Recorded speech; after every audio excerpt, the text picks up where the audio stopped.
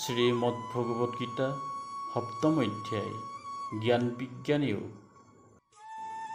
বীজম মাম সৰ্বভূতানাম বিদ্ধি পাৰ্থ সনাতনম বুদ্ধিৰ বুদ্ধিমতামস্মি তেজস্বিনামহম। বীজম মাম সৰ্বভূতানাম বিদ্ধি পাৰ্থ সনাতনম।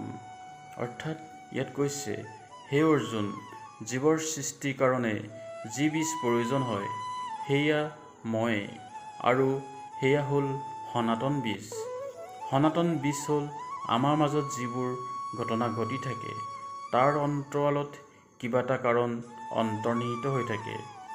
এই কাৰণৰ পিছতো আৰু কাৰণ থাকে, যিটো আমি কওঁ অন্তৰ্গতি, আৰু সেয়াই হ'ল মই।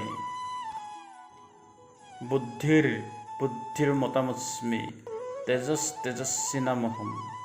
অৰ্থাৎ বুদ্ধিমানসকলৰ যি বুদ্ধি আৰু তেজস্বীৰ যি তেজ, সেয়াই হ'ল মই।